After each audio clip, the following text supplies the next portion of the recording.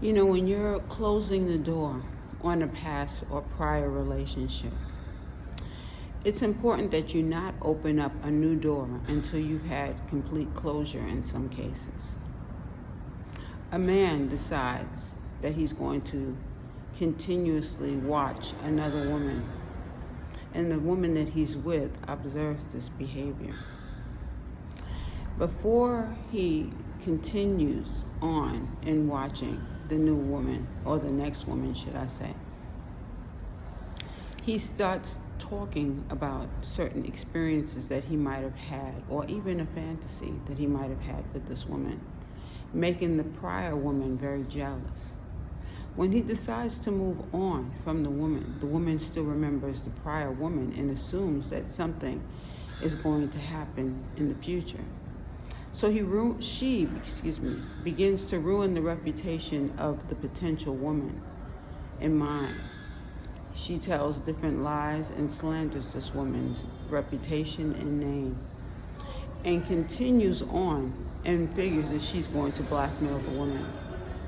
The new woman, the woman who has no idea of what's really going on behind these closed doors, starts picking up on the energy, picking up on, should I say, using her intuition. And she realizes that there's a lot of lies and slander that are going on behind her back.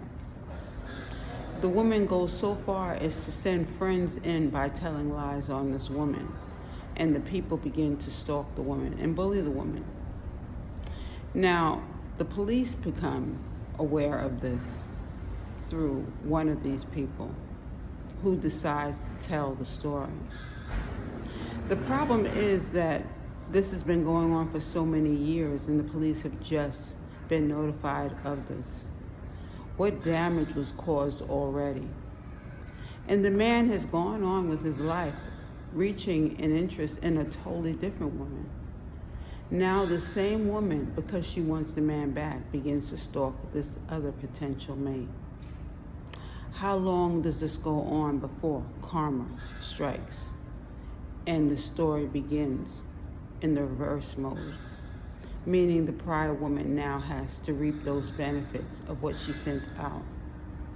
People, remember that even when a person tells you a story and you decide to take a side, when you decide to participate behind closed doors and you decide to follow, stalk, or harm another person based upon a friend of yours telling you a story, you have to know that there are different streams of the story, that there are different parts of the story.